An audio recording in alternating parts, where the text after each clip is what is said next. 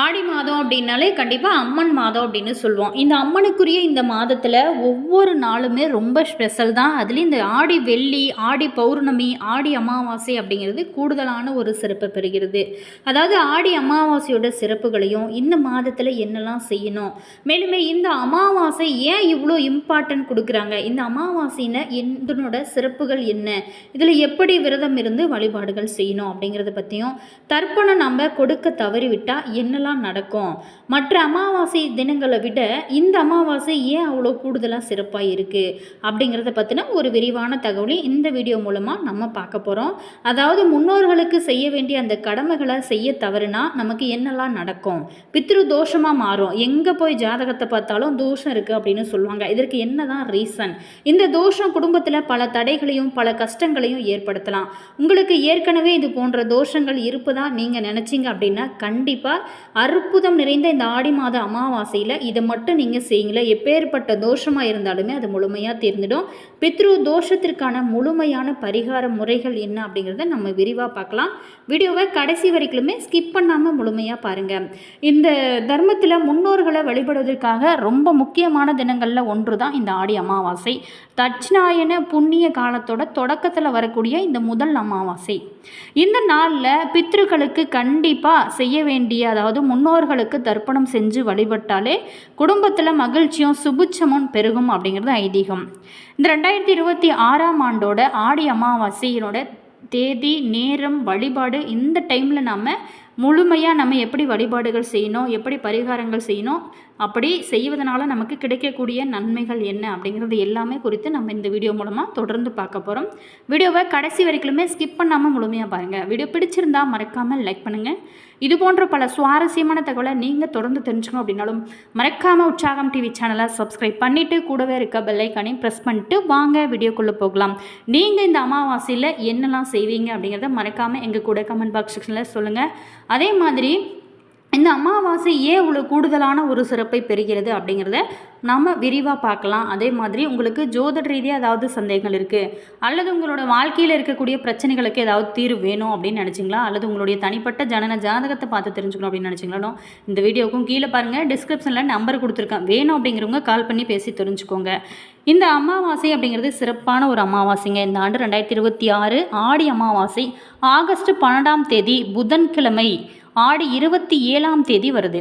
அமாவாசை திதி தொடங்கக்கூடிய நேரமானது ஆகஸ்ட் 12 அதிகாலை 1:52 மணிக்கு தொடங்குகிறது.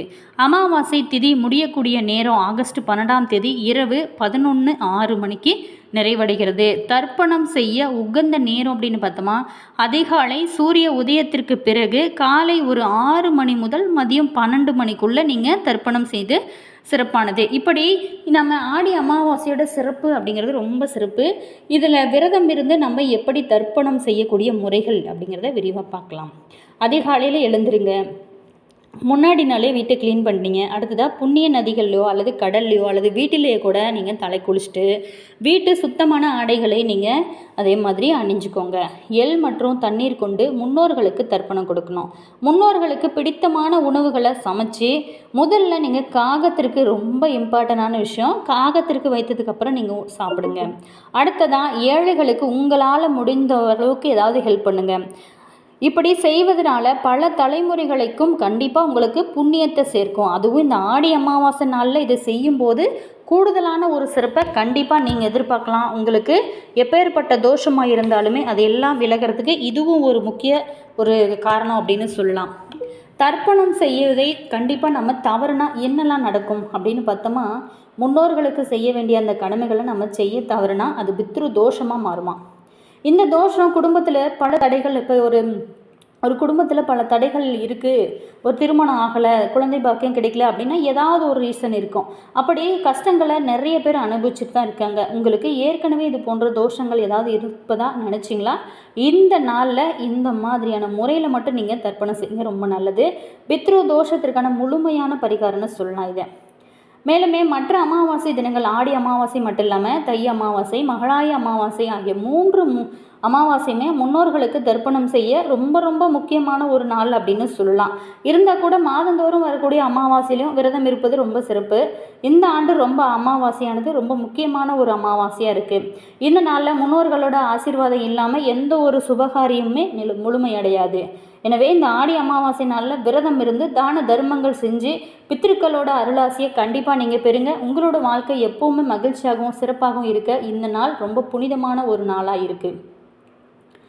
இந்த ஆடி அமாவாசை ஆகஸ்ட் 12ஆம் தேதி இந்த புதன்கிழமையில் வர்றது ரொம்ப சிறப்புங்க. ஆடி 27ஆம் தேதி தான் வருது. முன்னோர்களுக்கு தர்ப்பணம் கொடுக்க காலை மணிலேருந்து மதியத்துக்குள்ளே நீங்கள் கொடுத்துருங்க. மேலுமே இந்த 26/12 புதன்கிழமை ஆடி 27 தர்ப்பணம் செய்யக்கூடிய நேரம்னு பார்த்துட்டோம். அதே மாதிரி யாரெல்லாம் கொடுக்கலாம் இந்த தர்ப்பணம்? தங்களோட தாய் அல்லது தந்தை அதாவது இறந்துட்டாங்க அப்படின்னா பெற்றோரை இழந்தவங்க இந்த சடங்கை செய்யலாம். பொதுவாக குடும்பத்தில் மூத்த மகன் அல்லது குடும்பத்தில் இருக்கக்கூடிய ஆண்கள் பித்ருக்கடன் தீர்க்க தர்ப்பணம் கொடுப்பாங்க. பெண்கள் பொதுவாக நேரடியாக தர்ப்பணம் செய்கிறதில்ல என்றாலும் குடும்பத்தினரோடு சேர்ந்து முன்னோர்களை நீங்கள் மனதார நினச்சி அவங்களுடைய அவங்களோட ஃபோட்டோ இருந்துச்சு அப்படின்னா அதுக்கு கூட நீங்கள் பூக்கள் ஒரு மாலை வாங்கி போட்டு நீங்கள் வழிபாடு செய்யலாம். மற்றும் தான தர்மங்கள் வழங்கலாம். அது ரொம்ப நல்லது. சரி, எப்படி தர்ப்பணம் கொடுக்கணும்? இடம் அதாவது காவிரி கரைகள், குளம், கடல், ஏரி இந்த மாதிரியான புனித நீர்நிலைகளில் அருகில் செல்வது ரொம்ப நல்லது. அப்படி இல்லை அப்படிங்கிறவங்க வீட்டிலேயே கூட சுத்தமாக நீங்கள் வழிபடலாம். சடங்கு முறை: நீராடிட்டு சுத்தமான உடை அணிஞ்சிட்டு பச்சரிசி மாவு, கருப்பு எள் மற்றும் தர்ப்பை புல் கொண்டு முன்னோர்களை நினச்சி திதி கொடுக்கணும். படையல் தானம்: சமைத்த உணவுகளில் முன்னோர்களுக்கு பிடித்தமானதை இலையில் வைத்து நீங்கள் படைக்கலாம். ஏழைகளுக்கு கண்டிப்பாக உணவு வழங்க ரொம்ப நல்லது. பசுக்களுக்கு அன்றைய நாளில் அகத்திக்கீரை கொடுப்பதும் மிகச்சிறந்த பலன்களை உங்களுக்கு கொடுக்கும். இந்த அமாவாசை அப்படிங்கிறது ரொம்ப ரொம்ப முக்கியம் வாய்ந்த ஒரு அமாவாசையாக இருக்கிறதுனால இந்த நாளில் கண்டிப்பாக இந்த சின்ன சின்ன விஷயங்கள்லாம் செய்யும்போது உங்களோட வாழ்க்கை ரொம்ப பிரகாசமாக மாற ஆரம்பிக்கும். இதை மட்டும் மிஸ் பண்ணிடாதீங்க. அதே மாதிரி இந்த அமாவாசை அப்படிங்கிறது கூடுதலான ஒரு சிறப்பு பெறுறது என்ன அப்படின்னா, இந்த ஆடி அமாவாசை புதன்கிழமையில் அமைவது அப்படின்னு சொல்லலாம். சரி, இந்த ஆடி அமாவாசையில் கண்டிப்பாக நம்ம என்னெல்லாம் செய்யணும், என்னெல்லாம் செய்யக்கூடாது அப்படிங்கிறத விரிவாக பார்க்கலாம்.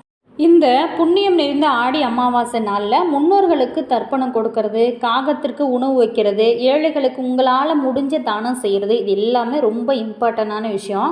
ஆனால் கண்டிப்பாக அன்றைய நாளில் நம்ம செய்யக்கூடாத விஷயங்கள் அப்படின்ட்டு நிறைய இருக்குது. அசைவ உணவு கண்டிப்பாக சமைக்கவே கூடாது. தலைமுடி, நகம் வெட்டுறது, வாசலில் கோலம் போடுறது, இந்த மாதிரியான விஷயங்கள்லாம் செய்யக்கூடாது.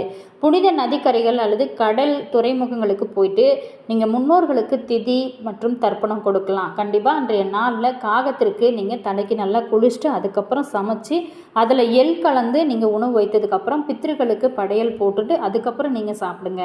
அடுத்ததாக தானம்: ஏழை எளியவங்களுக்கு உங்களால் முடிஞ்ச அன்னதானம், வஸ்திர தானம் செய்வது ரொம்ப நல்லது.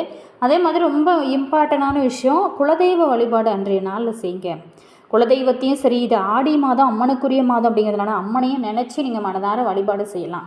கண்டிப்பாக அன்றைய நாளில் செய்யக்கூடாதது அசைவ உணவுகளை வீட்டில் அசைவ உணவுகளோ சமைக்கிறதோ அல்லது கடையில் வாங்கி சாப்பிட்றதோ சாப்பிடக்கூடாது. உடல் சுத்தமாக அதாவது தலைமுடி வெட்டுறது, இந்த மாதிரியான விஷயங்கள்லாம் தவிர்த்திடணும்.